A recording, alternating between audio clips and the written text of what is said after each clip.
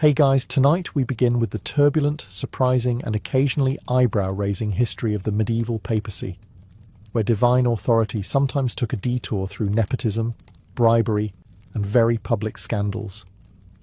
These weren't just spiritual leaders. Some were power-hungry nobles, military strategists, or, in a few cases, dramatic soap opera characters who happened to wear a mitre. So before you get comfortable, take a moment to like the video and subscribe, but only if you genuinely enjoy what I do here. And let me know in the comments where you're tuning in from and what time it is for you. It's always fascinating to see who's joining us from around the world. Now, dim the lights. Maybe turn on a fan for that soft background hum. And let's ease into tonight's journey together. When people think of the papacy, they often imagine a solemn, white-robed figure waving serenely from a balcony, perhaps offering blessings, peace, and a few firm reminders about morality. What they don't picture is a teenage nobleman gambling away church funds, or a pope with so many enemies he had to build a moat around his palace. But welcome to the Middle Ages, where the papal throne wasn't just a seat of holiness. It was the most contested power chair in Europe, second only to whichever throne was currently being fought over in France. In theory, the Pope was the vicar of Christ, the spiritual father of all Christians, a man of prayer, humility, and self-sacrifice. In practice, the papacy often functioned like an elite political prize passed between ambitious families like a really fancy potato, one that came with armies, land, and enough gold to start a small kingdom, or at least a scandal or two. The chair of St. Peter wasn't just sacred, it was strategic. Whoever sat in it had the power to crown emperors, excommunicate kings, and decide which side of a war God was allegedly on. That's a lot of pressure for one man. It's also a lot of temptation, especially if that man was elected with the help of bribes, distant cousins, and one suspiciously enthusiastic cardinal. Popes weren't always theologians or saints. Many were noble sons with no military potential, conveniently pushed into the church like a backup career option. Think, you're not good with a sword, Benedict, but you're great at Latin. How about controlling all of Western Christendom? And once in power, some popes ruled like monarchs, waging wars, collecting taxes, and, in certain cases, living like Renaissance playboys with excellent robes. The lines between spiritual authority and political strategy got blurrier by the century. By the time we hit the 10th and 11th centuries, papal elections involved enough intrigue to make a Netflix drama look restrained. This is the world we're stepping into, not one of quiet reflection, but of ambition, corruption, and the occasional courtroom trial held against a corpse. Let's be clear, appointing an 18-year-old as supreme head of the Catholic Church was probably not the best idea. But in the year 955, Rome did exactly that when Octavianus, son of a powerful Roman noble, became Pope John XII, a name he adopted presumably to sound more papal and less like someone who still needed help tying his sandals. He wasn't chosen for his piety or deep theological insight. He was chosen because his family owned enough influence in Rome to make the Vatican look like a family-run franchise. And once he got the job, young John treated the papacy not as a spiritual office, but as a sort of personal amusement park with keys to the treasure vault. His behaviour quickly earned him a reputation that was less father of Christendom and more bored Roman noble with too much power. He allegedly gambled in the Lateran Palace, drank excessively, toasted to pagan gods during feasts, and transformed the papal residence into something halfway between a pleasure palace and a very mismanaged hotel. Contemporaries accused him of turning the Lateran into a brothel. He reportedly ordained a deacon in a stable. He held wild banquets where the line between sin and sacrament got blurry, if it existed at all. One chronicler accused him of living like a satyr, which, in medieval diplomatic language, translates roughly to, "This man makes Caligula look reserved." Worse still, John had no qualms about mixing politics with personal vendettas. He once had someone's eyes gouged out. Another man's tongue was allegedly cut out. Then he raised an army, then lost it, then begged the German Emperor Otto I to come help, and then betrayed him the second his back was turned. It all ended, fittingly, in scandal. In 964, Pope John XII reportedly died of a stroke while in bed with a married woman. Some say he was struck down for his sins. Others think the woman's husband may have done the striking. If Pope John XII's job description included embarrass the church thoroughly and often, then it's safe to say he overperformed. His behaviour wasn't just questionable by papal standards, it was questionable by Roman tavern standards, and that's saying something. Let's start with the gambling. Medieval chroniclers were scandalised to find out that the Pope, the supposed vicar of Christ, enjoyed dice games so much that he allegedly played them during papal audiences. Nothing says, "Blessed are the meek," like rolling a natural 12 while collecting tithes. John was accused of invoking pagan gods while gambling, which, theologically speaking, is somewhere between deeply problematic and Old Testament smiting territory. But John wasn't finished. Reports suggest he kept a rotating cast of mistresses, some of whom were married, some of whom were nuns, and at least one of whom was likely just trying to deliver bread and left with regrets and rosaries. The Lateran Palace, once a centre of clerical learning, became something closer to a Roman bachelor pad with stained glass windows. Even his treatment of the church's most sacred traditions felt like parody. He was said to bless men with his left hand, which in medieval symbolism was basically the spiritual equivalent of flipping the bird. He offered church lands in exchange for favours, ordained a deacon in a horse stable, and reportedly toasted Satan during a drunken feast. To be fair, it's unclear whether this was a genuine theological error or just extremely bad party etiquette. The Roman nobles were furious. The German Emperor Otto I was even more furious, especially after John swore loyalty to him, then immediately turned around and plotted against him. Eventually Otto marched into Rome and deposed the young pope, installing a replacement who was, at the very least, sober. But John came back like a medieval soap opera villain, retaking the papal throne through a combination of bribery, threats, and good old-fashioned chaos. If you thought one scandalous pope was enough, think again. Because along comes Pope Benedict IX, a man so controversial he didn't just serve one papal term, he served 3. Not out of devotion, not even by popular demand. No, Benedict came back multiple times the way a bad landlord keeps reclaiming the lease. He first became pope in 1032 at about age 20, though estimates vary, which, to be clear, is still far too young to lead a global religion, especially when your hobbies include orgies, bribes, and wielding church authority like a child with a flamethrower. Benedict's first reign was filled with whispers of immorality so intense, chroniclers began running out of synonyms for disgraceful. One even wrote that his behaviour was feasting on the sins of the flesh, which is medieval shorthand for, "Please, someone stop this man." Accusations ranged from simony and extortion to the charming detail that he brought wild animals into the papal palace. Whether that was metaphorical or literal is unclear, which somehow makes it worse. Eventually, even his allies were horrified. In 1044, an uprising forced Benedict out, but he returned, obviously, because what's a little revolution among friends? He reclaimed the throne, and then, in a twist even Machiavelli might call excessive, sold the papacy to his godfather. Yes, he literally sold it, in exchange for gold and a comfortable retirement. His godfather, conveniently named Pope Gregory VI, took over. The church naturally panicked. So now there were 2 living popes, both technically legitimate, and Benedict, ever the opportunist, changed his mind. He came back. In what would become his 3rd papal term, Benedict barged back into Rome in 1047 and reasserted his claim. His comeback was less about theology and more about real estate.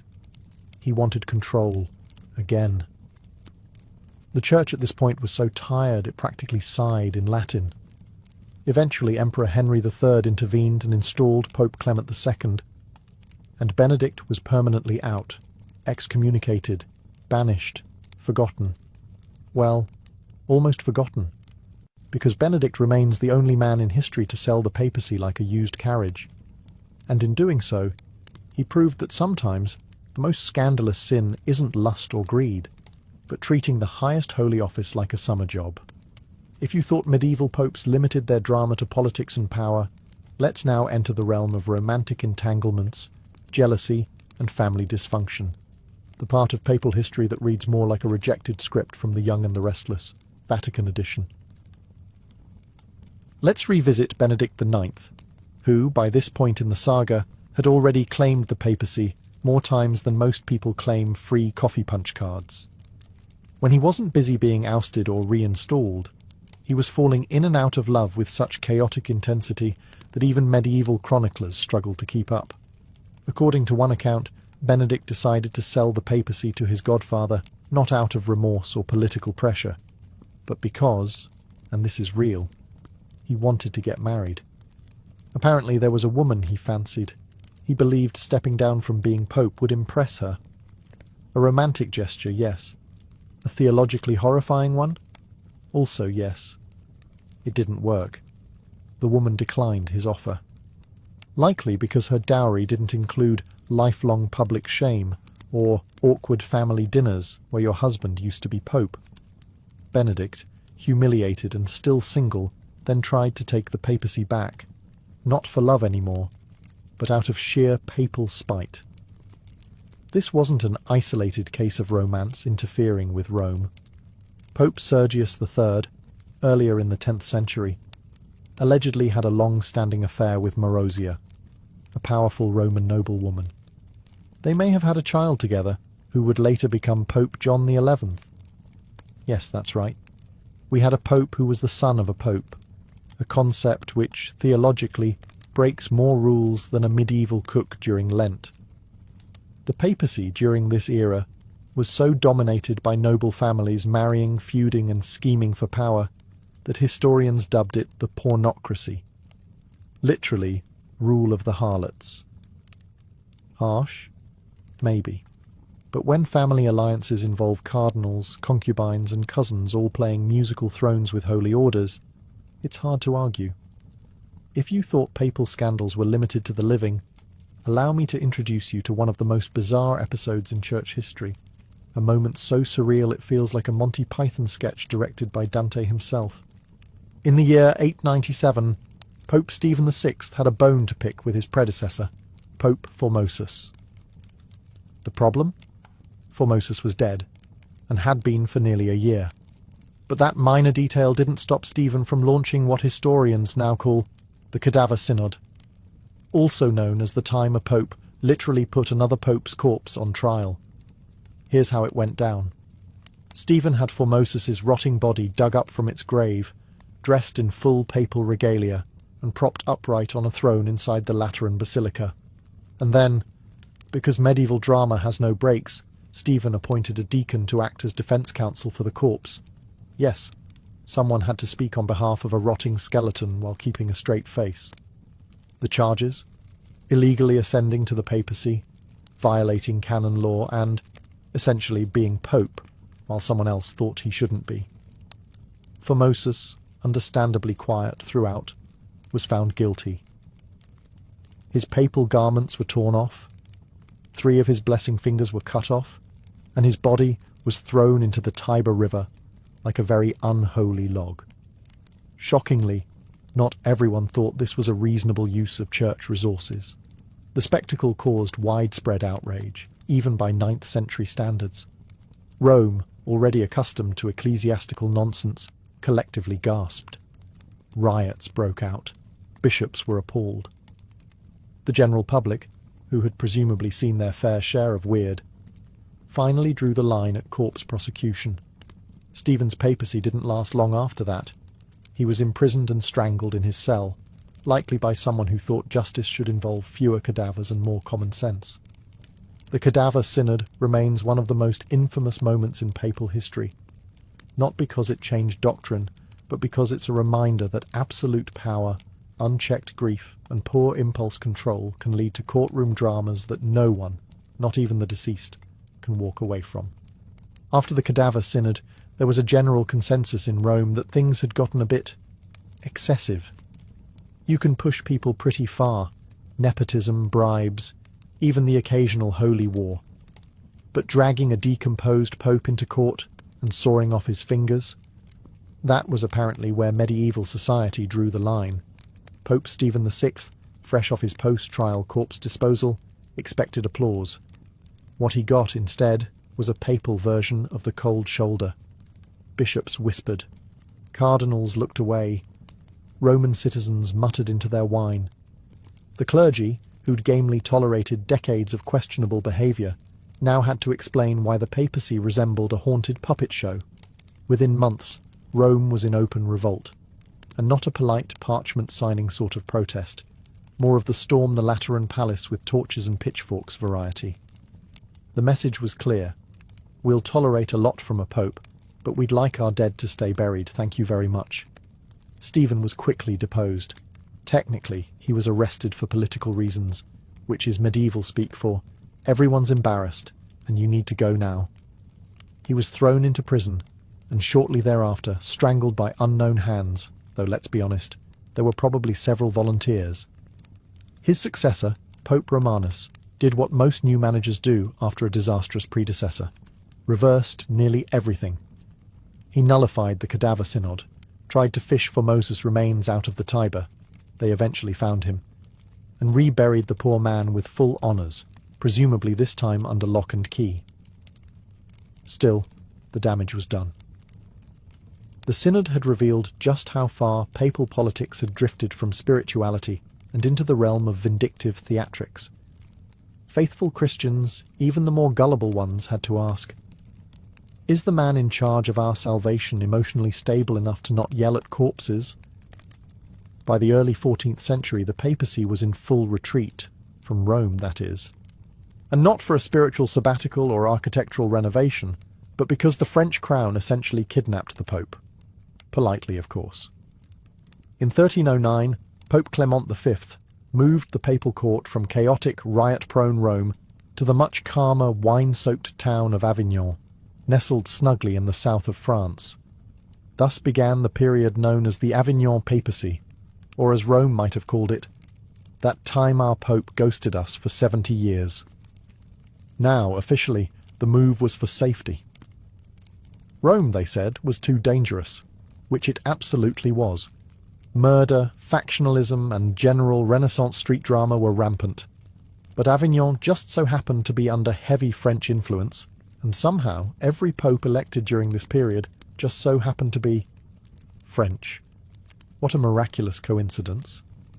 The Avignon court quickly developed a reputation, not for piety, but for luxury. The papal palace was more Versailles than Vatican. Banquets, silks, tapestries, personal chefs, and entire wine cellars that could put a monastery under the table. One pope reportedly spent more on spices than on alms for the poor. You could argue he was seasoning souls. Diplomatic letters and complaints poured in from all corners of Christendom. Cardinals muttered about corruption. Local Italian nobles fumed. Pilgrims stared at the empty windows of St. Peter's Basilica and muttered, "Is anyone home?" But the Avignon popes were not in a hurry. Why return to Rome when Avignon had better plumbing, fewer mobs, and actual cheese courses? Still, cracks started to form. The church's image took a hit. Critics called it the Babylonian captivity of the church, comparing the papacy's absence to Israel's exile. Harsh? Yes. But when your holiest office is operating out of a French wine region, people notice. Eventually, pressure mounted. In 1377, Pope Gregory XI returned to Rome, but not before nearly 7 decades of absenteeism had transformed the papacy from a Roman institution to a cross-border circus. It was meant to be a safe haven. Instead, it turned into a gilded exile, with excellent catering. And just when things seemed to settle, the Church decided to up the chaos by electing 2 popes. If one pope can cause a scandal, and 2 popes can spark confusion, then 3 popes all claiming to be the real pope is officially what medieval historians refer to as a theological dumpster fire. After the Avignon papacy finally ended in 1377 and the papacy returned to Rome, the Church breathed a collective sigh of relief for about 5 minutes. Then Pope Gregory XI died. The Roman mob demanded an Italian pope, very loudly, with torches. So the cardinals, many of them French, quickly elected Urban VI, an Italian. Problem solved? Not exactly. Urban turned out to be, let's say, difficult. He scolded the cardinals, refused to compromise, and accused people of plotting against him, which, in fairness, they eventually did. The cardinals, regretting their decision almost immediately, declared the election invalid, citing mob pressure, and probably heartburn, and elected Clement VII instead. He set up shop back in Avignon. Thus began the Western Schism, where 2 popes claimed legitimacy, each excommunicating the other with great passion and zero self-awareness. It was like a very expensive divorce, but instead of splitting property, they split Christendom. Kings had to pick sides. France, Scotland and Spain backed Avignon. England, the Holy Roman Empire, and most of Italy stuck with Rome. Bishops were confused, parishioners were baffled, and salvation itself began to feel like a matter of geographic convenience. This 2-pope system went on for decades, but naturally, the Church found a way to make things worse. In 1409, a council in Pisa tried to resolve the issue by firing both popes and electing a third, Alexander V. But neither of the original popes stepped down. So now, for a brief and glorious moment in history, the Catholic Church had 3 popes. Each claimed to be the only legitimate one. Each excommunicated the others, and all 3 refused to share the Holy Hat. Finally, in 1417, the Council of Constance got serious.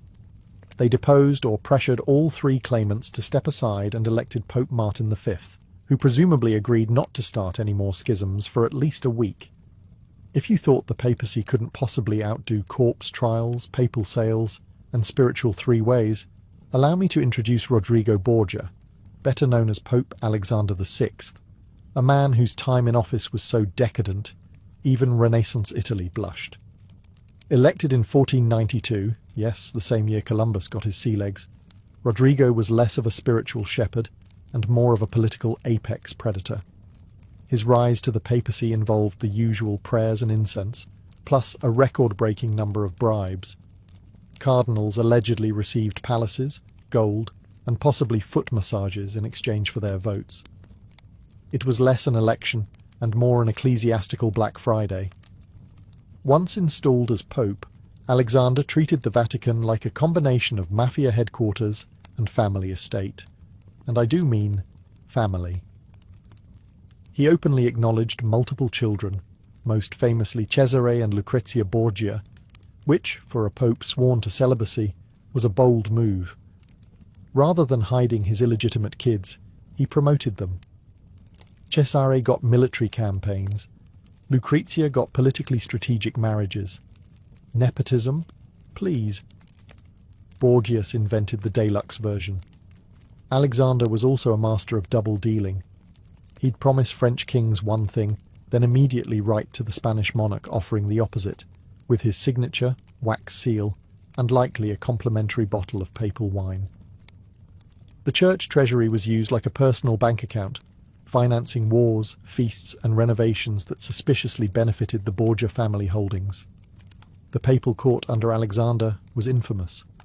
Lavish banquets, masked balls, and rumours of orgies hosted in the Apostolic Palace became so frequent that some contemporaries suspected he confused holy orders with party planning.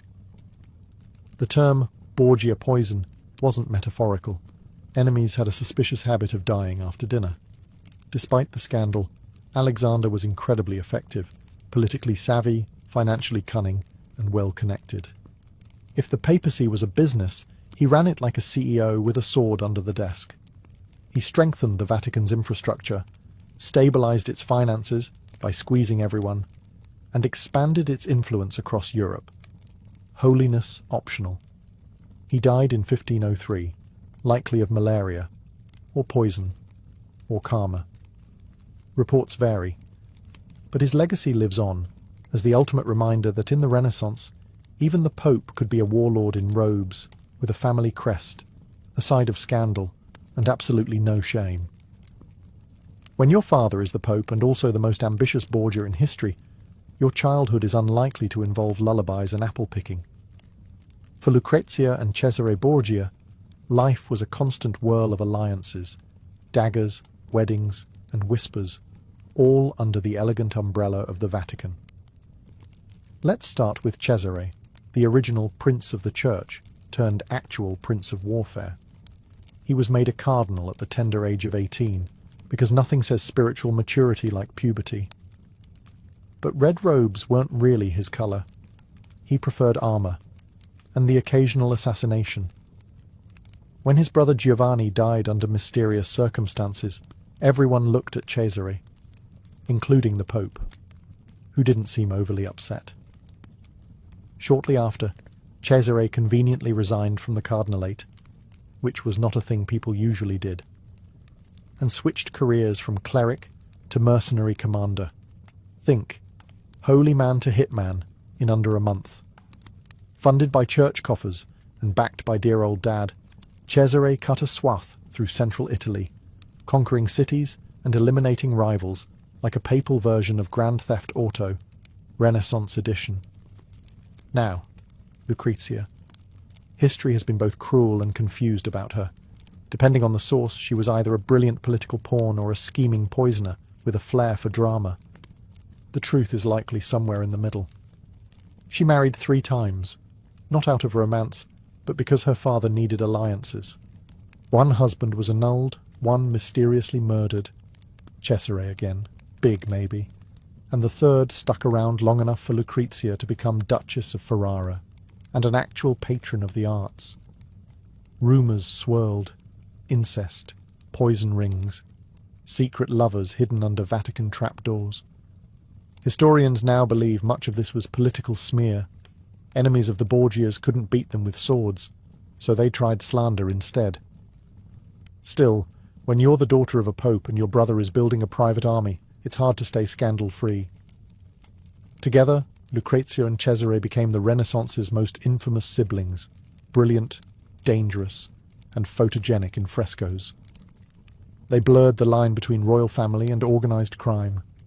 And through it all, Pope Alexander VI looked on proudly, like a father at a school play, where everyone is accidentally stabbed by Act 2. By the time Pope Julius II took office in 1503, the papacy had already been through every scandal imaginable, from corpse trials to nepotistic empires. Julius, however, had no patience for subtlety or sin. He didn't want to poison enemies. He wanted to crush them with armies. Born Giuliano della Rovere, Julius ascended the papal throne with one hand on his mitre and the other gripping a sword. He didn't bother pretending to be pious. He knew what he wanted: power, art, and really dramatic armour. He was called the Warrior Pope, not sarcastically, but literally. The man led troops into battle wearing full plate. Not spiritually, physically. Julius wasn't just playing war. He personally commanded campaigns to reclaim lost papal states. He swore like a mercenary, carried weapons, and once shouted down rebellious cardinals like a drill sergeant in Latin. When critics questioned whether a pope should really be riding into battle, Julius responded with the ecclesiastical equivalent of "hold my wine." Despite his warlike temperament, Julius also fancied himself a patron of the arts. And boy, did he deliver. He commissioned Michelangelo to paint the Sistine Chapel ceiling, a job that Michelangelo hated so much he wrote angry poems about it while painting upside down, day and night. Julius would check in by climbing the scaffolding and yelling at him for being slow. Artistic encouragement, Roman style. He also commissioned Raphael to decorate his private apartments, and Bramante to start rebuilding St. Peter's Basilica. Basically, if there was a Renaissance rock star available, Julius hired them, and probably yelled at them at least once. His papacy was violent, expensive, and loud, like a Renaissance action film produced by the Vatican. But in the end, Julius left behind a reformed and expanded church state, a re-energized Rome, and some of the most iconic art in human history. He died in 1513, not in battle, somewhat shockingly, but likely from natural causes, which, given his life, might have been his most anticlimactic decision. If Pope Julius II was the general who rode into battle with a sword, Pope Leo X was the aristocrat who waltzed into the Vatican wearing silk slippers and humming madrigals. Born Giovanni de' Medici, Leo didn't so much inherit the papacy as he glided into it, the first pope from the famous Medici family, and the spiritual equivalent of mixing haute couture with holy orders. He took office in 1513, famously declaring, "Since God has given us the papacy, let us enjoy it." Which is maybe not the most theologically sound mission statement, but certainly an honest one. Enjoy it he did. Leo turned the Vatican into the most exclusive salon in Europe. Banquets, theatre productions, exotic pets, and enough Renaissance decor to bankrupt a minor duchy. His pet elephant, Hanno, was so beloved that he had a custom marble house built for it, which says a lot about papal priorities at the time. Feeding the poor? Maybe tomorrow. Right now, Hanno needs another fruit platter. But Leo's indulgences, literal and figurative, went beyond exotic animals. Facing a massive hole in the Vatican's finances, thanks Julius, Leo approved an aggressive fundraising strategy, the widespread sale of indulgences. These were official church documents that, for the right price, promised to reduce time in purgatory. Sin now, pay later. It worked brilliantly. People lined up to buy spiritual discounts like they were at a Black Friday sale for souls. But not everyone was impressed. One particularly cranky monk in Germany, a certain Martin Luther, saw the whole affair and thought, absolutely not. Luther's famous 95 Theses, nailed to a church door in 1517, directly challenged Leo's indulgence policies, accusing the Pope of selling forgiveness like it was a meat market. Leo's response was leisurely. He called Luther a drunk German who will change his mind when sober. Spoiler, he didn't. Leo excommunicated Luther in 1521, but by then the Protestant Reformation had begun, and the Church's monopoly on salvation was slipping through its gilded fingers. Leo died the same year, reportedly from pneumonia, although some whispered it was from eating too much eel. Fitting, really, for a pope whose reign was indulgent in every possible sense. For over a millennium, much of the Western world believed that the human body was governed by four mysterious fluids: blood, yellow bile, black bile, and phlegm. This idea, known as the humour theory, became the foundation of ancient and medieval medicine. First proposed by Hippocrates in the 5th century BCE, and later expanded by Galen in the Roman Empire, the theory claimed that health was a delicate balance between these four substances. Illness? That meant one of your humours had gone rogue. Each humour was linked to a season, temperament, organ, and even personality type. Blood was warm and moist, linked to spring and a cheerful, sociable character. Yellow bile was hot and dry, associated with summer and anger. Black bile was cold and dry, linked to autumn and melancholy. Phlegm was cold and wet, tied to winter and a sluggish, calm disposition. So if someone was feeling overly weepy, ancient physicians wouldn't recommend therapy. They'd suggest dietary changes, or maybe a purgative to dry the excess black bile. Perhaps the most notorious treatment inspired by humour theory was bloodletting. Doctors and barbers alike would slice open a vein or apply leeches to drain excess blood, believing it would restore internal harmony. This practice became so widespread that some patients died not from illness, but from too much treatment. George Washington's death in 1799 is often attributed in part to aggressive bloodletting based on these same ideas. Despite its obvious flaws, humorism wasn't entirely foolish. It was an early attempt to create a systematic understanding of the body. It acknowledged that different symptoms could stem from internal imbalances rather than supernatural curses. It promoted close observation of the patient, what they ate, how they slept, the colour of their urine or spit. In some ways, it was the beginning of clinical reasoning, albeit wrapped in flawed biology, and it was stubborn. Humour theory survived into the Renaissance, influencing medicine, psychology, and even art. Treatments ranged from herbal remedies and dietary regimens to vomiting and enemas, all designed to realign the humours. If ancient doctors didn't know what was wrong with you, their first response was often chillingly simple: let the blood flow. Bloodletting became the go-to cure for everything from fevers to headaches, bad dreams to broken hearts. Rooted in the humour theory, it was believed that most illnesses resulted from an excess of blood, a humour associated with heat, vitality, and imbalances of the body and soul. The solution? Open a vein and let some of that pesky life juice escape. The practice existed across multiple civilizations. In ancient Greece, Hippocrates recommended it cautiously, while Galen turned it into an art form, arguing that blood needed to be removed from specific veins depending on the location of illness. Left temple pain? Open the right arm. Swollen liver? Go for the inner thigh. Precision in nonsense, but precision nonetheless. In medieval Europe, things escalated. Physicians used elaborate calendars, known as bleeding charts, to determine the best time to bleed based on moon phases and zodiac signs. Monks and barbers often did the bleeding, hence the classic red and white barber pole, symbolizing blood and bandages.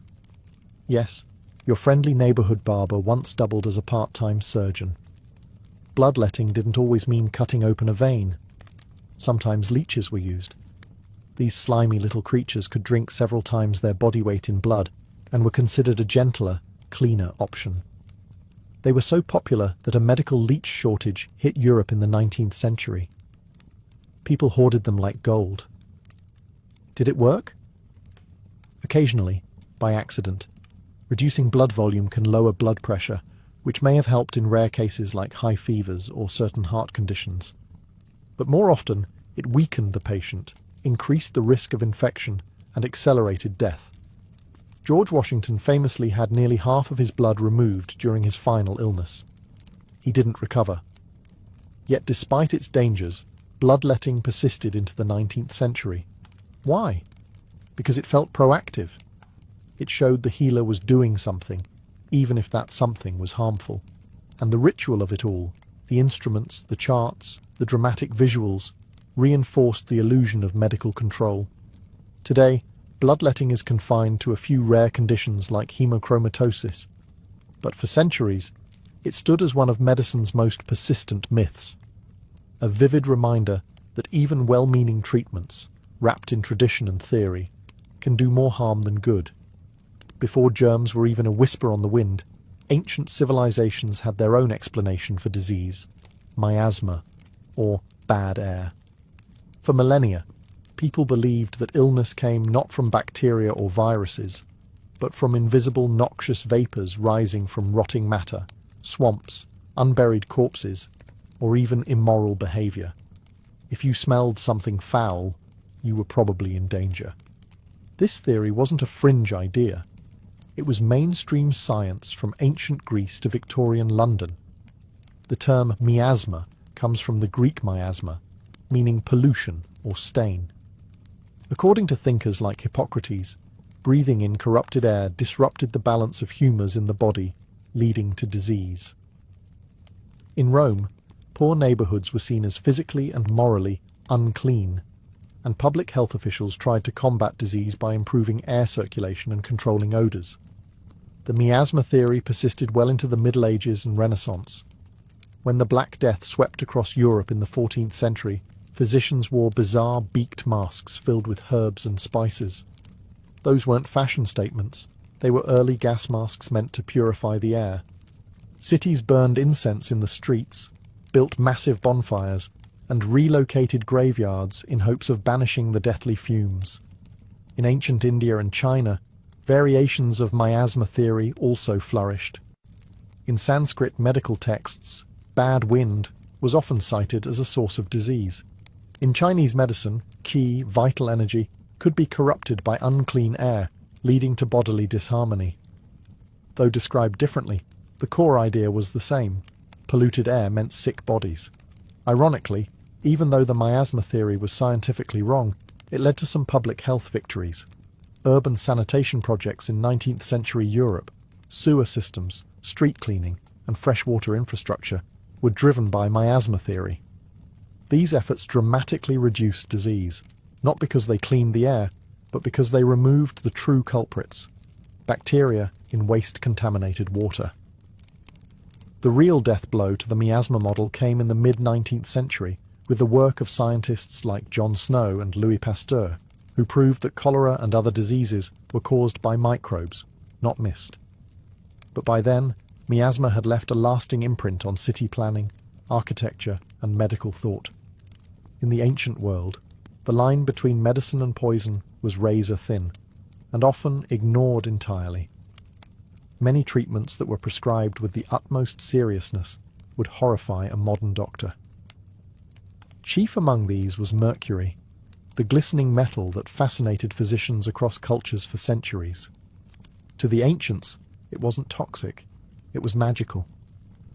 In ancient China, mercury, called cinnabar when found in red crystalline form, was prized in Taoist alchemy.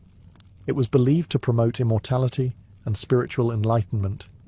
Some emperors ingested pills made of mercury and arsenic to preserve youth. The result? Agonizing death by heavy metal poisoning. Qin Shi Huang, the first emperor of China, may have died from mercury elixirs intended to make him eternal. The Greeks and Romans weren't innocent either. Mercury was used as a laxative, a disinfectant, and even as a treatment for skin diseases. Later, in the Islamic Golden Age and medieval Europe, it became a favoured remedy for syphilis, applied topically, injected, or inhaled. Patients would drool uncontrollably, lose their teeth, and slowly go mad. But if the disease went into remission, the treatment was considered a success. And mercury was just the beginning. Take mandrake, a root shaped vaguely like a human figure.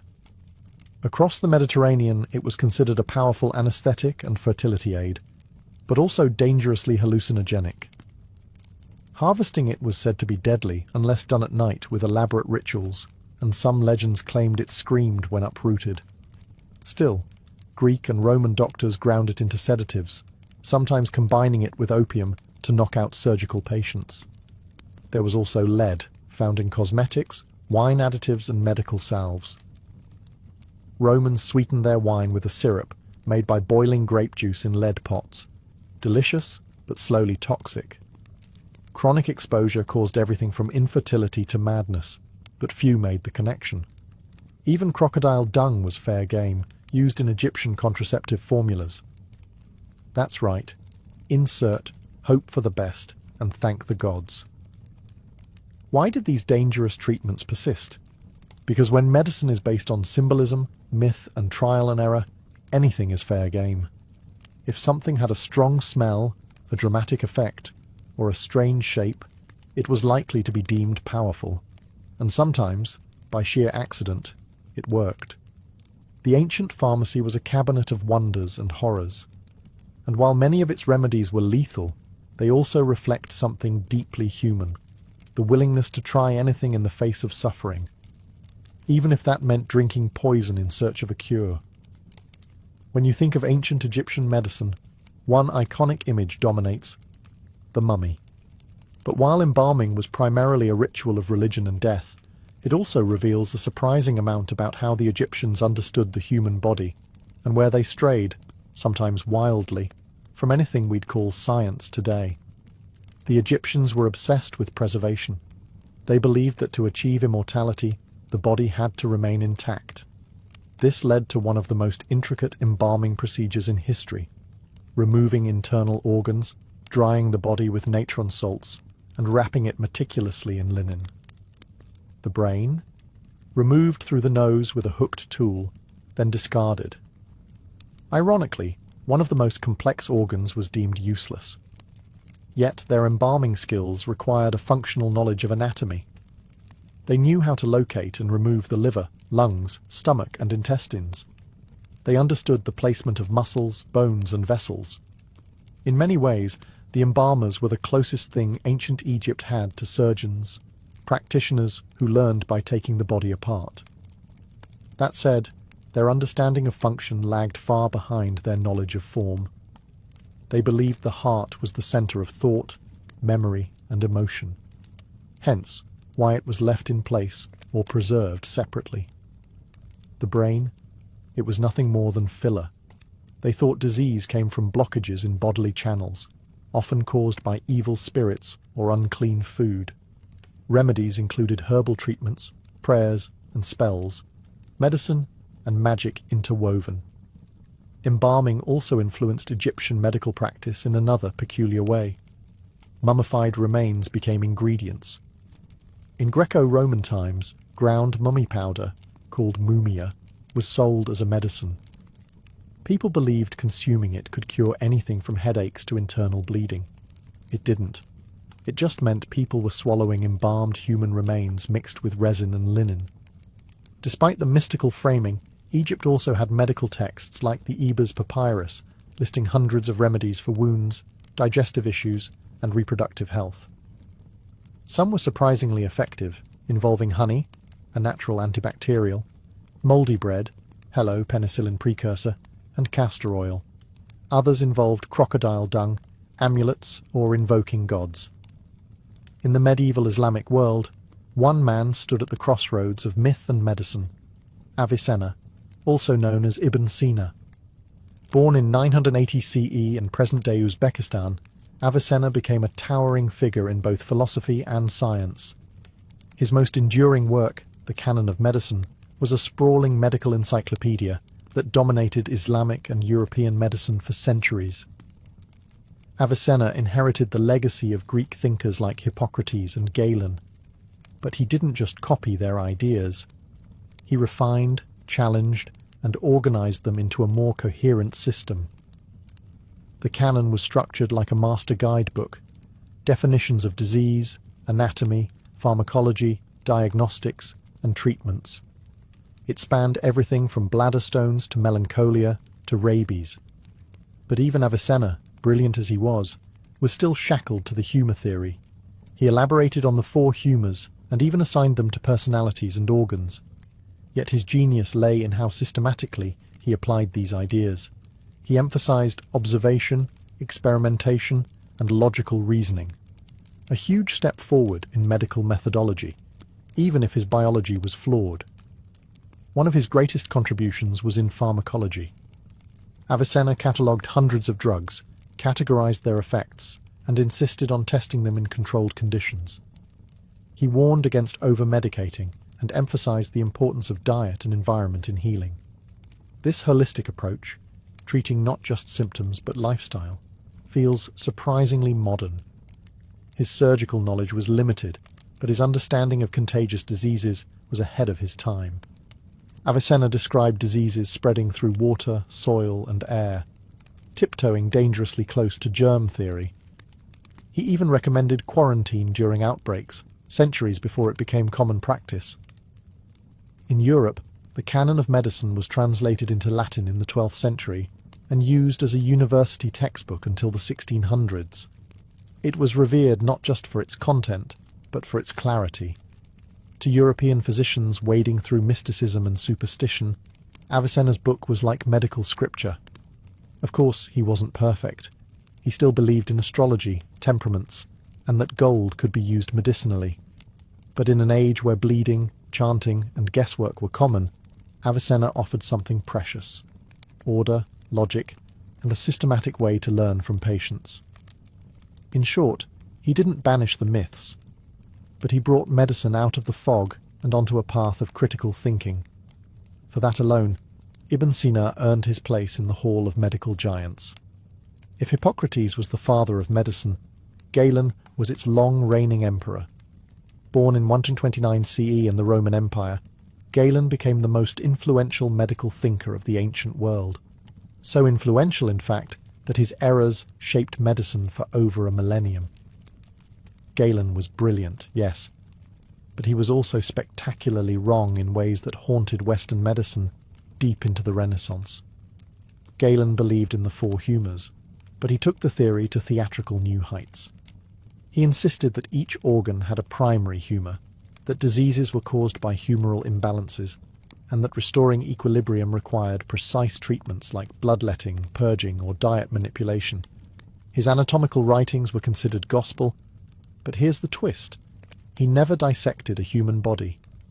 Roman law forbade it, so Galen relied on animal dissection, mostly monkeys and pigs. The result? A cascade of flawed assumptions. He believed the liver produced blood, which then travelled to the rest of the body through invisible pores in the heart.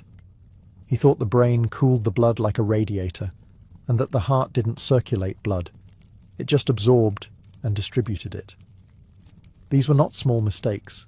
They became foundational doctrines for 1,400 years. Despite this, Galen wasn't just a blind follower of dogma. He emphasized empirical observation, conducted experiments, and even used logical deduction in diagnosis. He was a prolific writer, producing hundreds of texts that combined medicine, philosophy, and anatomy. His work was so voluminous and authoritative that later scholars dared not challenge him.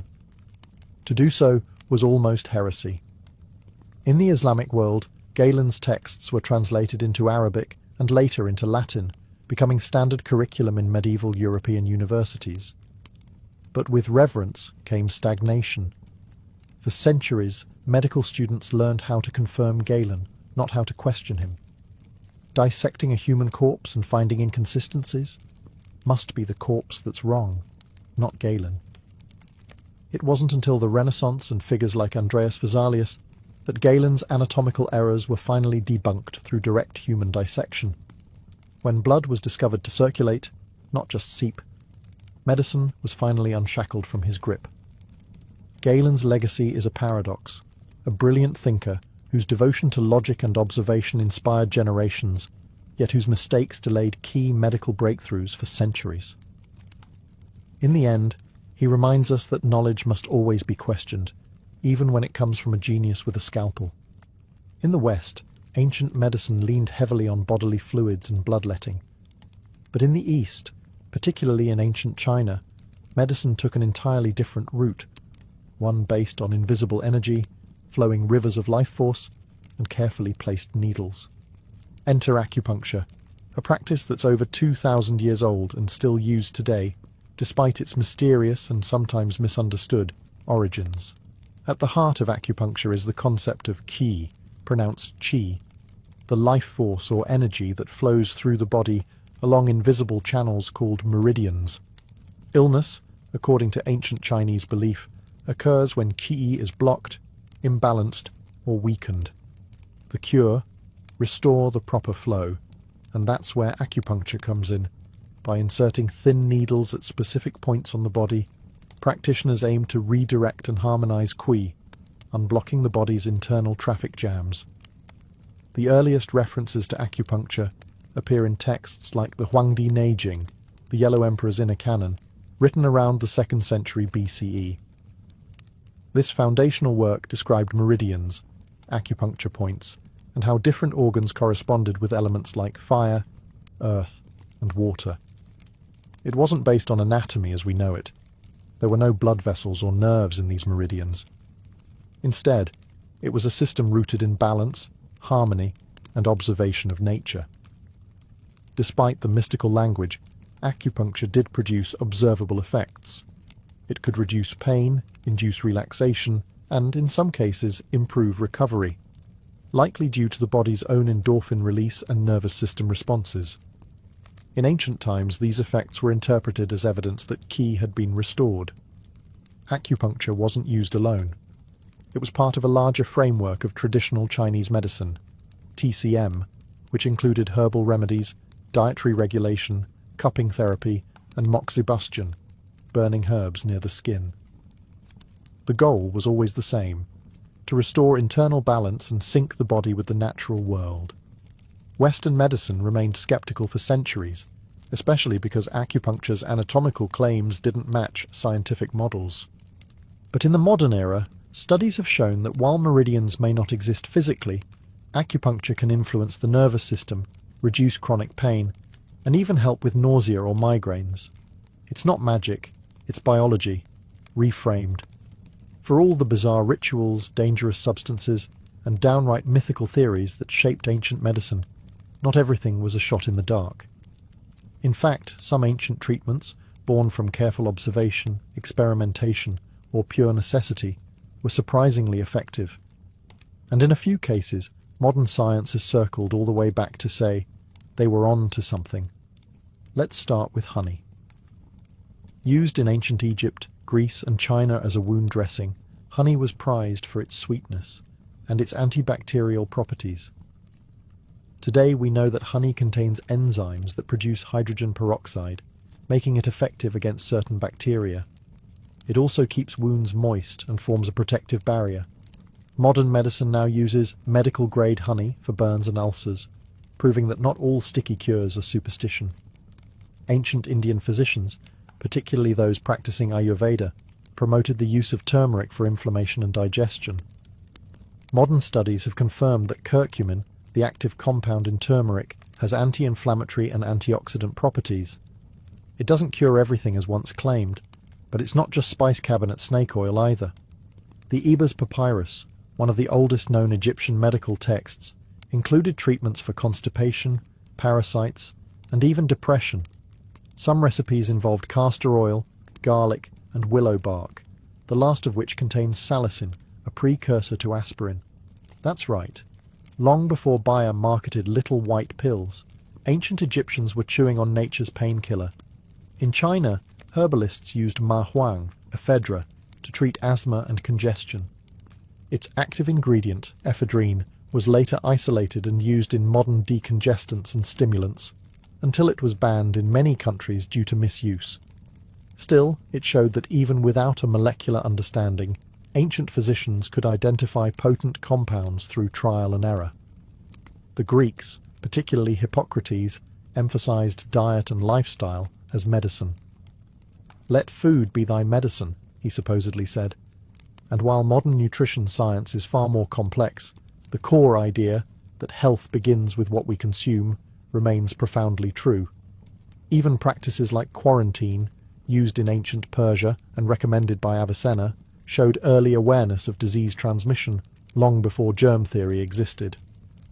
Imagine working a full month, harvesting crops, building temples or copying texts, and instead of coins or digital deposits, you're paid in sacks of barley. Welcome to ancient Mesopotamia, where economics ran not on cash but on grain. This wasn't a barter system. It was a remarkably organized, centrally controlled economic structure, with temples and palaces acting as proto-bureaucracies, and in many ways, early banks. In places like Uruk and Lagash, salaries were calculated based on social status, profession, and productivity. A high-ranking temple official might receive hundreds of litres of grain per month, while a labourer received enough for subsistence. Alongside barley, wages could also be paid in beer, oil, wool, or even bread. These items weren't randomly chosen. They were commodities with stable value and constant demand. Think of them as the gold standards of Mesopotamian daily life. But how did anyone keep track of all this grain flowing through the economy? Enter the mighty clay tablet. Covered in cuneiform script, these early accounting records listed workers' names, tasks, rations, and even tax payments. The scribes, essentially the accountants of their day, used standardized measures and symbols. One tablet might read, 2 workers, 5 days, 3 litres of barley per day. Multiplied over thousands of labourers, you can imagine the scale of coordination required. Temples weren't just places of worship. They were economic engines. They controlled vast tracts of land, employed thousands, and stored food supplies for redistribution. Workers toiled in temple fields, herded temple livestock, and repaired temple walls, all in exchange for rations.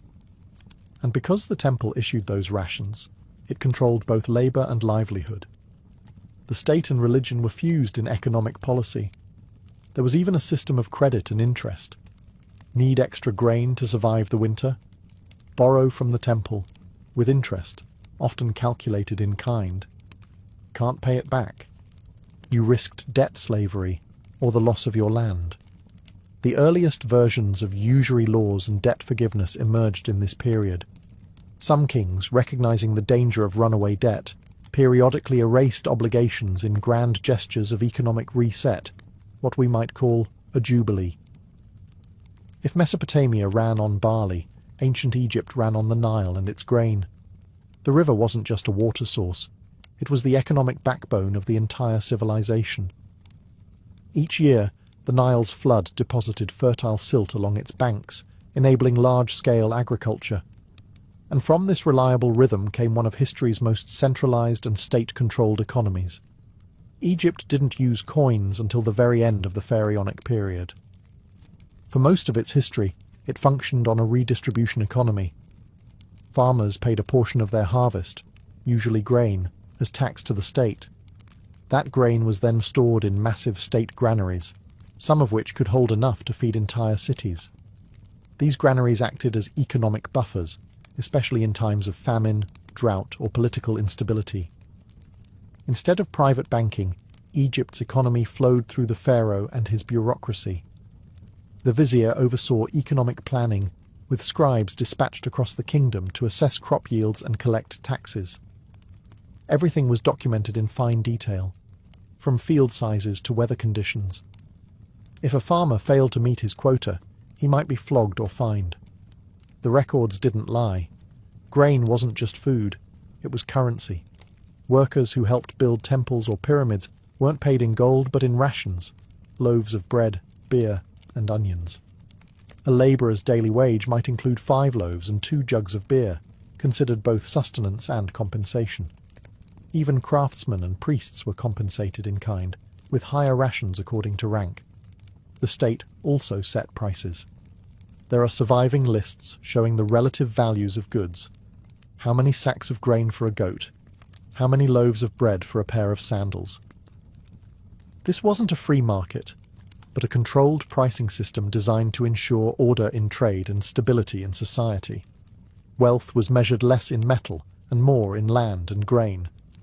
Nobles with large estates could accumulate enormous power, but the pharaoh always had final claim. During times of scarcity, the state would reopen the granaries, both as a tool of mercy and as a way to reassert authority. Unlike Egypt or Mesopotamia, the Greeks introduced something that would forever reshape economic history: coins. Real, stamped metal currency, used not just for taxes or temples, but for daily transactions in bustling markets. This wasn't just a technological innovation. It was a psychological one. It created trust in value, backed not by grain or gods, but by a shared idea of worth hammered into silver and bronze. The earliest Greek coins emerged around the 7th century BCE in Lydia, but it was the city-states of mainland Greece, like Athens, Corinth, and Aegina, that developed monetary economies. Athens, for instance, minted the famous owl tetradrachms, made of pure silver mined from the Laurian mines in Attica. These coins weren't just currency, they were propaganda. The owl, symbolizing wisdom and Athena, reminded users of where the coin came from and who guaranteed its value. Coins enabled rapid trade and taxation.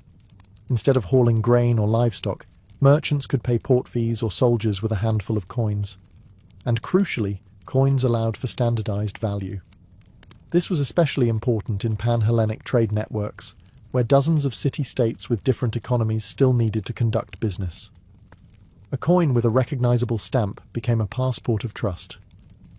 But Greek economics wasn't just about shiny coins and markets.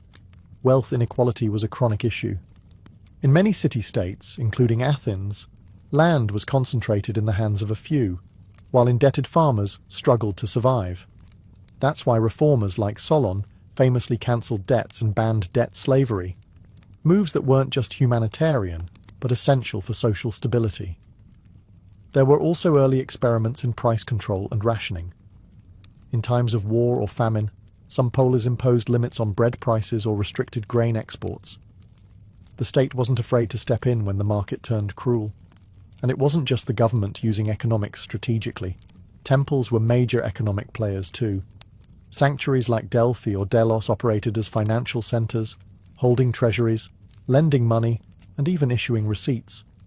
Religion and economy were entwined, just with more marble. Greek philosophy also influenced economic thought. Plato and Aristotle wrote about the dangers of usury, the morality of profit, and the ideal balance between self-sufficiency and commerce. Economics for them wasn't just math, it was ethics. In Greece, the coin was born. But so was the debate. How do you manage wealth, power, and fairness in a world where money now moves faster than grain? By the time Rome rose to power, the ancient economy had entered a new phase, imperial scale. The Roman Republic, and later the Empire, oversaw vast territories stretching from Britain to Egypt. With this expansion came an enormous challenge: how to fund the machine that kept legions marching, aqueducts flowing, and emperors firmly in power. At the heart of Rome's economic engine was taxation. Unlike earlier civilizations where payments were made in grain or goods, Rome relied heavily on coinage, especially after the silver denarius became the standard. Citizens paid taxes in coins, while provinces paid tribute, often collected in precious metals or bulk commodities. And if you were conquered, you paid for the privilege of losing. Tax collection, however, wasn't always neat. Rome often used a system called tax farming. Wealthy private individuals, known as publicani, would pay the state up front for the right to collect taxes in a region. Whatever they gathered beyond that sum was their profit. Unsurprisingly, this led to abuse and extortion, especially in distant provinces where oversight was weak.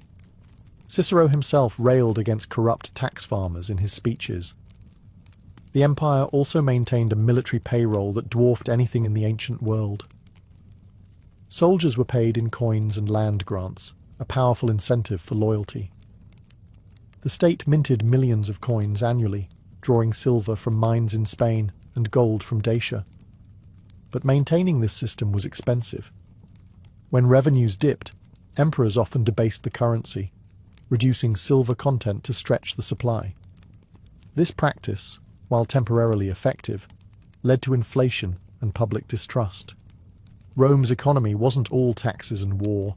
There was a vibrant market economy, especially in urban centres. Markets were filled with imported luxuries: silk from China, pepper from India, glassware from Egypt. Trade was facilitated by Roman roads, ports, and a relatively safe Mediterranean dubbed Mare Nostrum, our sea. State-controlled grain doles in cities like Rome provided free or subsidized bread to thousands, keeping the poor fed and politically quiet. Wealth inequality, however, was stark. The elite senatorial class owned vast latifundia, or plantations, worked by slaves. Small farmers were often driven into debt or absorbed by larger estates. Economic mobility was limited, and prosperity flowed upward. Rome showed the world what a monetized, centralized economy could look like, but it also revealed the cracks: inflation, exploitation, and a growing gap between the taxed and the taxing. Sound familiar? Some problems, it seems, are timeless. As the Roman Empire marched into the 3rd and 4th centuries CE, its economy began to wobble, then crack. Trade networks strained, military costs ballooned, and worst of all, confidence in the imperial currency collapsed. The story of late Roman economics is a cautionary tale of what happens when a government tries to fix a financial crisis by tampering with its own money. The early silver denarius, once the bedrock of Roman commerce, had steadily lost value. In a desperate attempt to pay soldiers and public officials, emperors began to debase the coinage, diluting the silver content with cheaper metals like copper and lead. A coin that once held real value became little more than a metal token.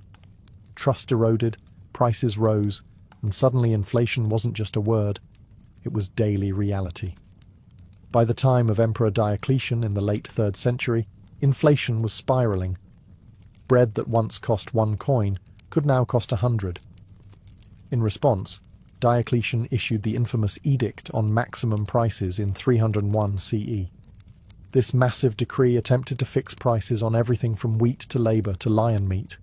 It even set maximum wages for professions. Violation of the edict could mean death. Sounds decisive, but it failed spectacularly. Sellers refused to part with goods at government-mandated prices, the black market exploded, and enforcement became nearly impossible. The edict faded into irrelevance, a monument to how command economics can't override supply and demand. To stabilize the chaos, Diocletian and later Constantine attempted monetary reform. Diocletian introduced new coins like the aureus, and Constantine launched the solidus, a gold coin that would actually endure for centuries as a stable currency. But for everyday people, especially in the provinces, access to stable coinage remained limited. Most still relied on barter or hoarded older coins with real silver content. Meanwhile, the empire's economy became more autarkic, self-contained. Large estates grew their own food, crafted their own tools, and distanced themselves from the volatile market. This shift marked the beginning of the manorial economy that would dominate the Middle Ages. After the fall of the Western Roman Empire, the eastern half, Byzantium, kept the imperial torch burning, both politically and economically.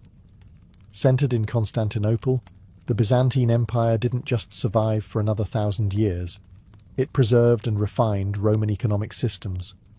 But it walked a constant tightrope between control and collapse, micromanagement and market forces.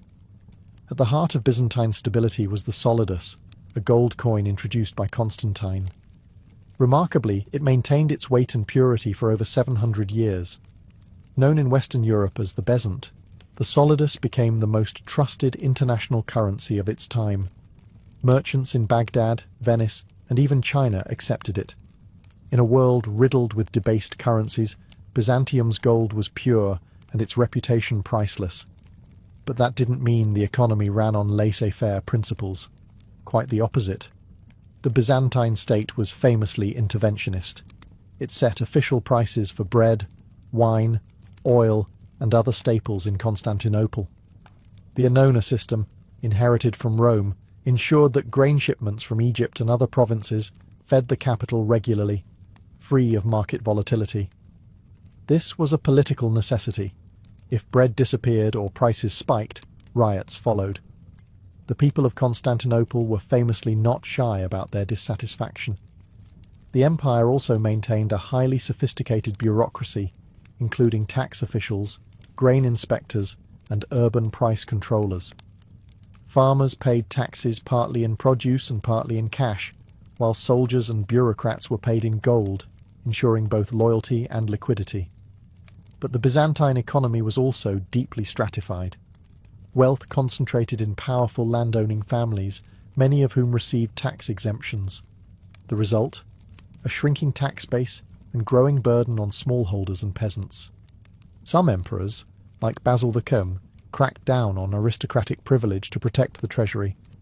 Others, less disciplined, handed out land grants and exemptions like candy, destabilizing the system in the long run. Trade flourished, especially in luxury goods, silks, spices, and religious icons. The state even tried to control who could produce and sell certain items. Guilds were tightly regulated. Silk, for example, was originally a state monopoly. The empire feared that losing control of it meant losing control of both wealth and diplomacy.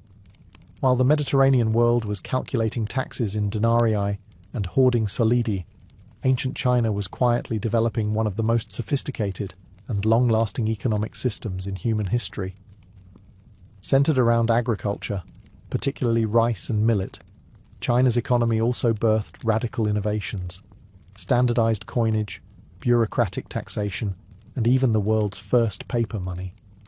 In early dynasties like the Zhou and Qin, land ownership was tied directly to tax obligations. Farmers paid their dues in grain or labour, either to the state or local lords.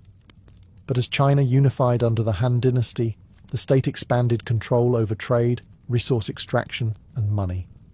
Taxes were streamlined into three forms: land tax, a share of your harvest; labour tax, days spent working on public projects; and tribute tax in kind or cash.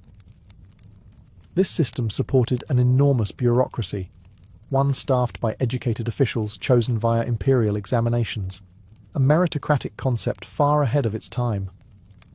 Currency came early. The Ban Liang coin, a round copper piece with a square hole, was one of the first standardized currencies issued under the Qin dynasty.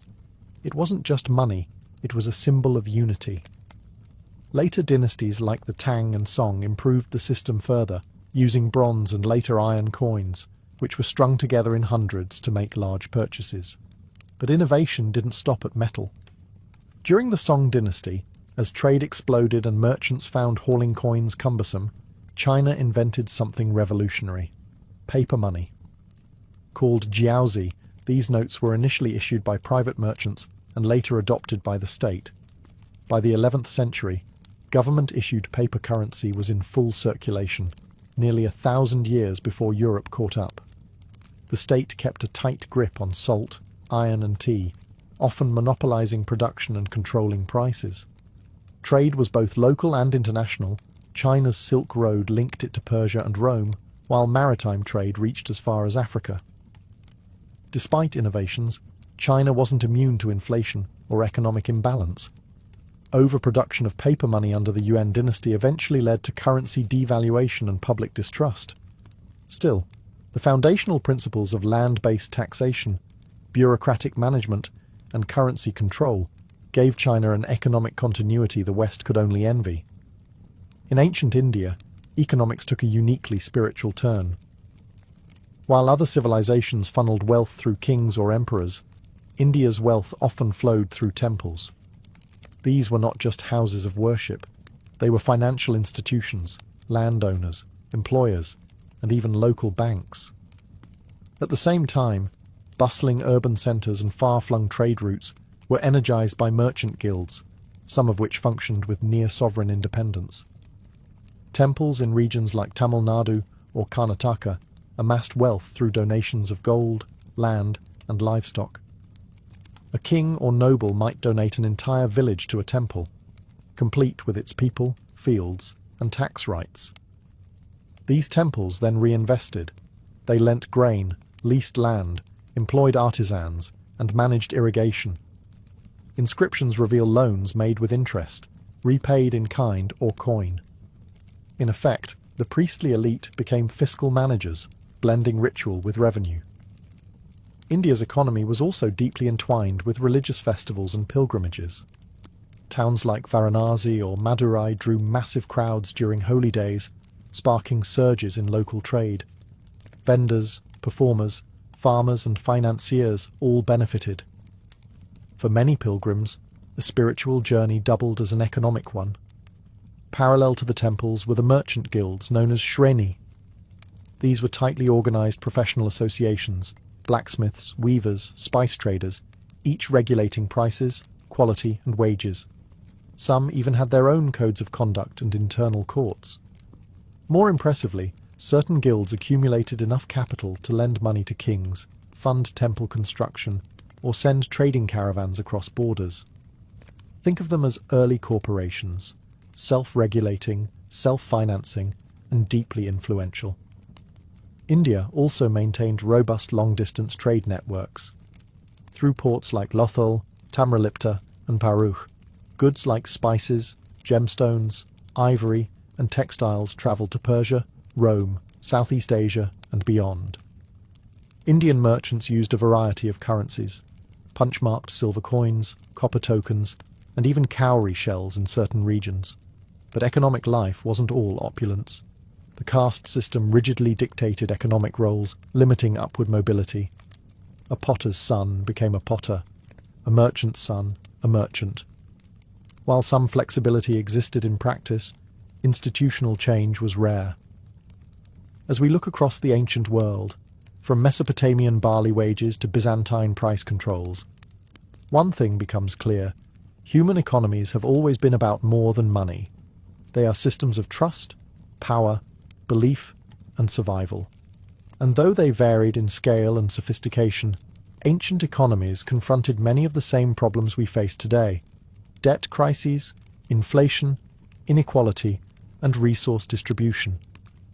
Debt, for instance, was a recurring theme. In Mesopotamia, debt could lead to enslavement, but kings often forgave debts in grand amnesties. In Athens, farmers burdened by debt were rescued by Solon's reforms. In Rome, over-indebtedness fueled civil unrest and populist uprisings. Again and again, ancient societies had to confront a simple truth. When too much wealth accumulates at the top, the system cracks. Inequality wasn't a bug, it was a feature. Most wealth, whether land, grain, or coin, was concentrated in the hands of a few. Empires like Rome or India saw small farmers slowly crushed under taxes and competition from elite landowners. The result? Widening social divides, political instability, and eventual decline. Sound familiar? Inflation was another universal plague.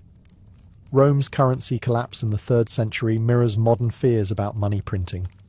The Byzantines tried to hold the line with the solidus, while China swung between innovation and overreach with paper money. These civilizations show us that trust in currency is fragile, and once lost, difficult to restore. Yet there's also a lesson in resilience. Ancient economies were incredibly adaptive. When coinage failed, people returned to barter. When the market collapsed, communities leaned on temples or guilds. When central control wavered, local systems filled the gap. The absence of modern banks didn't mean chaos, it meant creativity. Another takeaway? Economics was always social. It wasn't just about markets and production, but rituals, festivals, kinship networks, and cosmic order. A temple's vault, a farmer's field, and a king's tax collector were all tied together in a shared worldview about how wealth should move and who should control it. In the end, the ancients didn't solve economic inequality or invent a perfect system. But they understood what we sometimes forget, that economies are human ecosystems, and like all ecosystems, they flourish only when balance is maintained. Ignore that balance, and even the strongest empire can fall, grain by grain, coin by coin. Imagine you've travelled for days, maybe even weeks, through the dusty hills and olive groves of ancient Greece. You're not here for sightseeing or worship in the usual sense. You're here because you're desperate. Your joints ache, your eyesight is fading, or perhaps something more mysterious troubles you, something the village doctors can't explain. And so, you've come to the sanctuary of Asclepios at Epidaros. Not a hospital, not a clinic, but a divine healing complex nestled in the hills of the Peloponnese, where medicine and miracles meet. As you approach the sanctuary, the first thing you see isn't a grand temple, but a series of orderly structures, baths, gymnasiums, a stadium, even a massive theatre. You wonder, is this really a place of healing? But then you cross the boundary into sacred ground, where normal rules no longer apply. The air smells of burnt offerings and medicinal herbs. Pilgrims whisper prayers. Sacred dogs roam freely. And everywhere, yes, everywhere, there are snakes. Non-venomous, of course, but still unsettling. These are the sacred animals of Asclepios, believed to carry his healing power. A priest, or therapeutes, meets you and begins a ritual purification. You wash in sacred waters. You fast.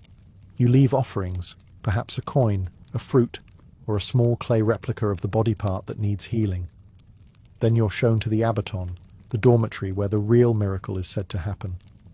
You will sleep there tonight, in hopes of receiving a divine dream. Asclepios himself may visit you in your sleep, touching your body with his staff, whispering cures, or sending signs.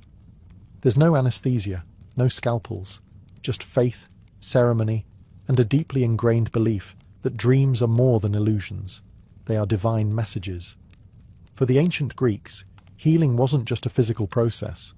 It was spiritual, psychological, and symbolic. And Epidaurus? It was the ultimate destination for anyone seeking not just a cure, but transformation. This is not a place you leave unchanged. For many, it was the last hope. For others, it was the only place where medicine met meaning, and sickness found something more than science could offer. Before Epidaurus became the ultimate healing destination, there was the myth, the divine figure behind the sanctuary, Asclepios. To understand the sanctuary, you must understand the god. Asclepios wasn't just another Olympian with a penchant for lightning or war. He was different. He healed, and that made him both revered and at times feared. According to legend, Asclepios was the son of Apollo. Yes, that Apollo, god of music, prophecy, and yes, medicine, and a mortal woman named Coronis. The story doesn't begin happily. Coronis, while pregnant, was unfaithful. Apollo, enraged and betrayed, had her killed, but not before saving the unborn child from her funeral pyre.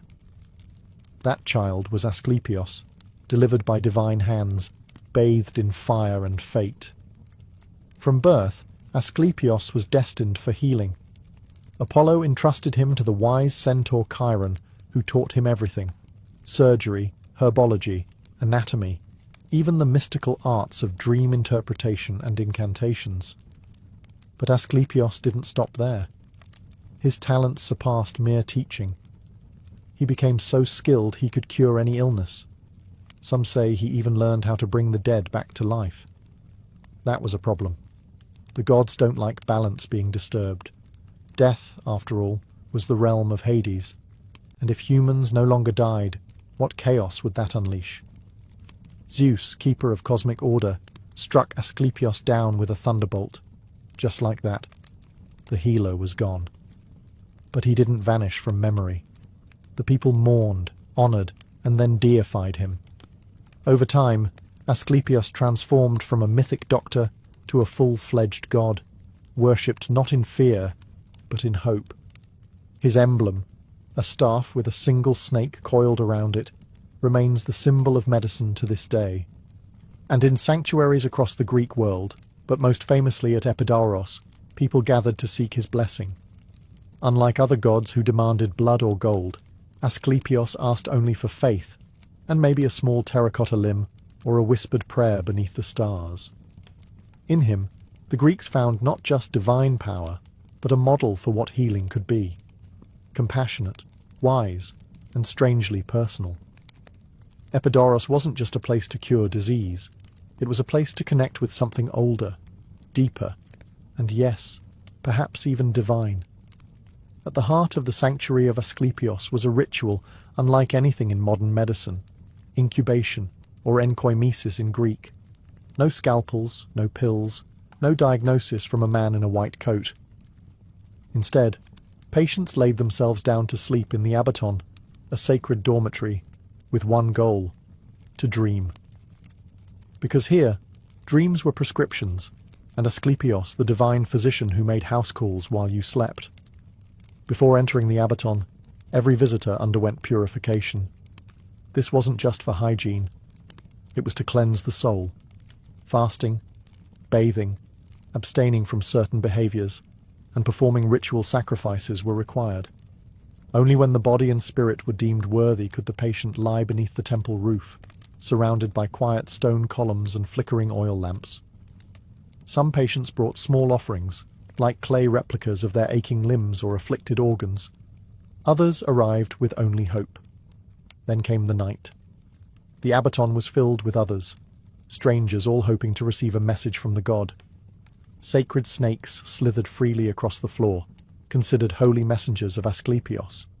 Some accounts say these snakes even crawled across the bodies of the sick, transferring healing energy. It might sound horrifying now, but to an ancient Greek, this was a sign that Asclepios had noticed you. The dream itself was the crux of the treatment. Those fortunate enough to receive one often described it as vivid, symbolic, and strangely reassuring. Asclepios might appear in human form, or as a radiant presence. He might speak clearly, or act out a healing in a kind of divine performance. One dream might show the god performing surgery.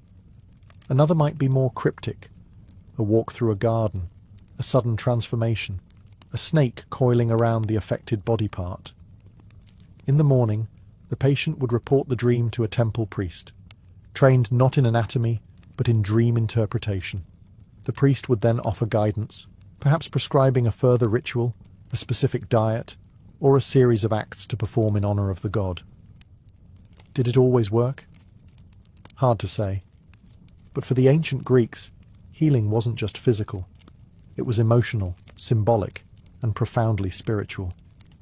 They didn't expect miracles every time, but they believed that through dreams, the veil between mortal and divine could thin. And sometimes, in the quiet of the Abaton, healing came not through medicine, but through meaning. Epidaurus wasn't just sacred, it was stunning. The architecture of the sanctuary wasn't accidental or ornamental, it was part of the treatment. Everything from the columns to the pathways was designed to soothe the soul and elevate the mind. If you're picturing a dark monastic space, think again. Epidaurus was open, orderly, sunlit, a landscape where harmony itself seemed to dwell. At the center of it all was the temple of Asclepios, the god's official residence. Built in the Doric style, it stood tall and proud, surrounded by sculpted friezes that told stories of healing and sacrifice.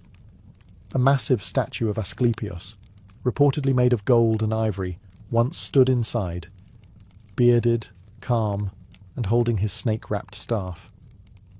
Worshippers would enter the temple to make offerings and prayers, hoping to attract the god's favor before undergoing incubation.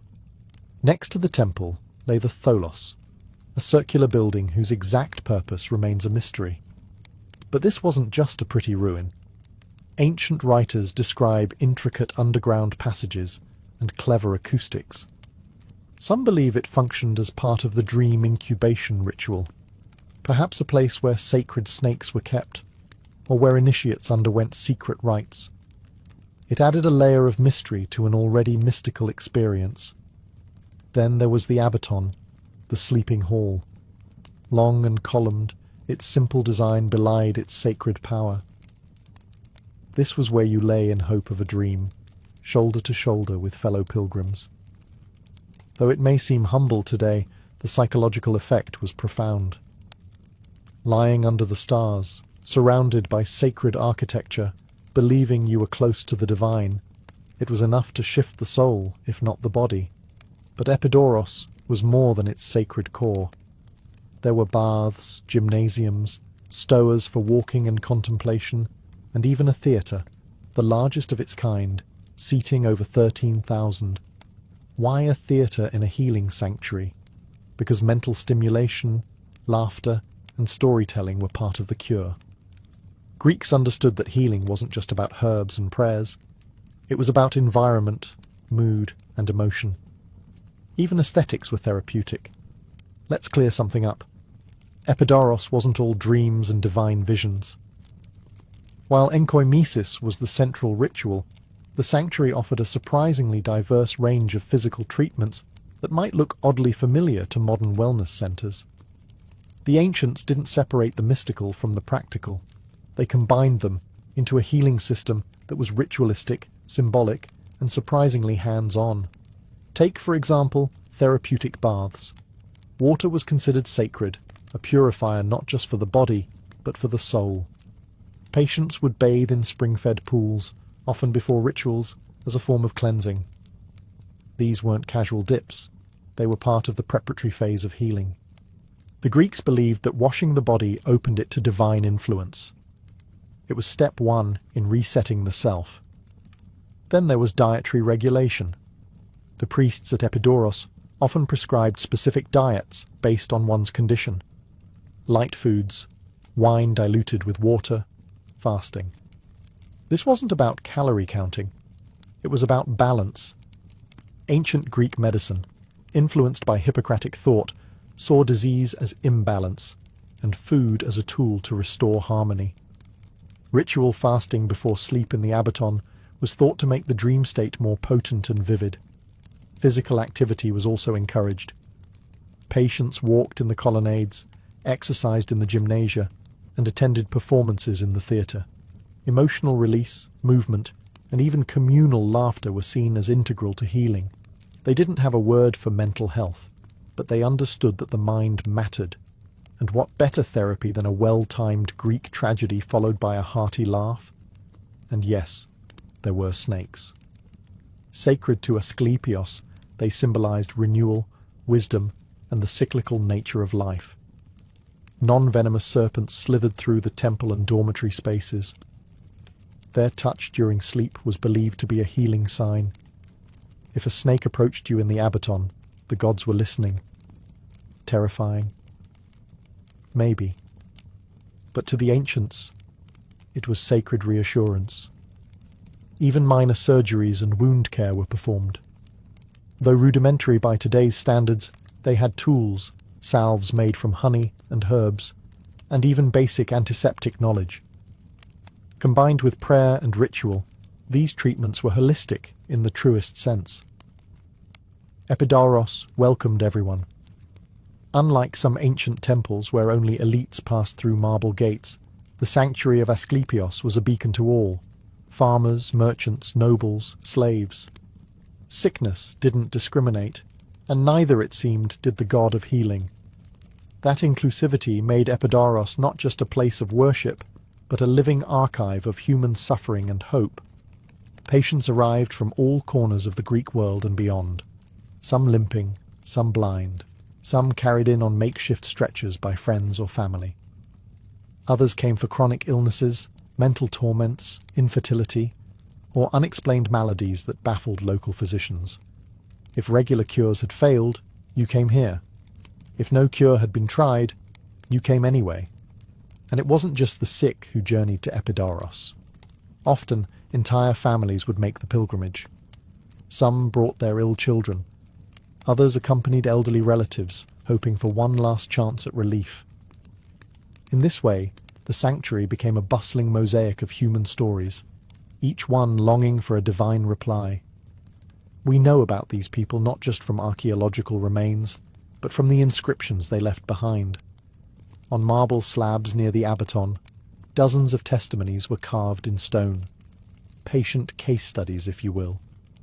One recounts how a man with a paralyzed arm dreamed of Asclepios massaging it, and awoke cured. Another tells of a blind woman who, after dreaming of the god touching her eyes, regained her vision by morning. Some stories are dramatic, even theatrical. Others are humble and short, but all of them pulse with the same theme: gratitude. These inscriptions served a purpose beyond record-keeping. They were public proof, evidence of miracles meant to inspire faith and attract future pilgrims. Imagine walking into the sanctuary, frightened and sick, and reading the carved story of someone just like you who walked out healed. Hope, after all, is contagious. But not everyone was cured. For every miracle etched in stone, there were surely many unrecorded disappointments. And yet, even in failure, patients often left feeling transformed. Perhaps it was the sense of community, the ritual process, or the sheer beauty of the place. Perhaps it was simply being seen, not as a lost cause, but as someone worthy of divine attention. Behind the tranquil rituals and marble columns of Epidaurus was a small army of people who kept the sacred machinery of healing running. This wasn't a free-for-all where pilgrims showed up and hoped for magic. There was a structure, an ancient, theocratic healthcare system, run by those who knew the rituals, interpreted dreams, and fed the snakes. At the top of this system were the priests of Asclepios, sometimes called therapeutai, literally attendants or servants of the god. These weren't priests in the modern sense. They acted as caretakers of both the temple and its patients. Part spiritual guides, part psychologists, part ritual technicians, they were trained in the precise ceremonies and dream interpretations that formed the sanctuary's core. When a patient awoke from an incubation sleep, it was these priests who listened to their dreams and translated divine symbolism into actionable steps. But not everything was left to divine whispers. The sanctuary also employed physicians, influenced by Hippocratic and Galenic methods. Some were probably hybrids, trained in both practical medicine and sacred rites. They recommended diets, administered salves and massages, and even performed minor surgeries. These healers understood that while divine power could be invoked, practical measures couldn't be ignored. Then came the dream interpreters, specialized priests whose sole purpose was decoding the cryptic nocturnal messages from Asclepios. If you dreamt of snakes wrapping around your neck, or of a god performing surgery with a golden blade, they'd determine what it meant. A change in behavior, a new offering, a ritual to repeat. Their interpretations could be gentle or alarming, but always carried weight. Support staff also played a role. Temple attendants cleaned the dormitories, managed the sacred animals, maintained the grounds, and guided newcomers through the process. Sacred musicians provided calming melodies in the background, especially during ceremonies. Even scribes were essential. They carved the miracle testimonies into stone, documenting the divine resume of Asclepios, one healing at a time. These people weren't just functionaries. They were custodians of belief, carefully preserving the delicate balance between hope and expectation. At Epidaurus, healing didn't just come from the god. It came through human hands acting in sacred service. And for thousands of pilgrims, that structure gave the experience legitimacy. This wasn't chaos. It was choreography, a divine dance between gods, dreams, and very human helpers. It might seem strange to modern eyes, but one of the most iconic buildings at Epidaurus wasn't a temple or a hospital. It was a theatre, a massive one. Carved into the hillside, the theatre of Epidaurus could seat over 13,000 spectators, and is still praised today for its flawless acoustics and symmetry. But what was a theatre doing in a sanctuary of healing? For the ancient Greeks, the answer was obvious. Drama was therapy. Attending a performance wasn't just about entertainment. It was a ritual, a cleansing of the soul, a process they called catharsis. The emotions evoked by Greek tragedies and comedies, grief, joy, anger, laughter, weren't distractions from illness. They were treatments. Watching a play about fate and suffering might help a grieving mother release her sorrow. A comedic performance could break the isolation of someone paralyzed by fear. This was group therapy, ancient style. The theatre also connected patients to the mythic worldview that underpinned the sanctuary. Many of the plays performed dealt with themes of divine justice, human error, healing, and redemption. Figures like Orestes, Electra, or even Asclepios himself might appear on stage. Their stories weren't just entertainment. They were mirrors, showing the audience how even gods and heroes struggled with pain, loss, and rebirth. More than that, the theatre served a social function. Pilgrims came from all over the Mediterranean, each with their own dialects, traditions, and gods. In the theatre, they sat side by side, laughed together, cried together. That shared emotional experience helped break down barriers. You were no longer a stranger with an illness. You were part of a healing community. Scholars believe performances at Epidaurus were carefully timed to coincide with major religious festivals for Asclepios. After sacrifices, rituals, and dream incubation, patients could attend the theatre and reflect on what they had experienced. It was the final act of a multi-day therapeutic journey, one that involved the body, the spirit, and now, the emotions. When you walk through the ruins of Epidaurus today, it's hard not to feel the weight of history pressing softly against the silence. The columns may be broken, the statues weathered, but the spirit of the sanctuary still lingers in the air. And what it represents is something the modern world is just beginning to remember, that healing is more than a prescription. It's an experience. For centuries, the sanctuary of Asclepios thrived as the premier healing center of the ancient world. Other Asclepieia existed, in places like Kos and Pergamon, but Epidaurus was the heart. Even the Romans, practical as they were, respected its power. The sanctuary remained active until the rise of Christianity, when pagan temples were shuttered or repurposed. The sacred snakes vanished. The dream halls went quiet. And Asclepios, once a god, was demoted to myth. But his legacy didn't die. The symbol of Asclepios' staff, coiled with a single serpent, still endures as the global emblem of medicine. The idea of holistic treatment, of addressing the mind, body, and spirit, echoes through modern wellness movements, psychology, and even palliative care.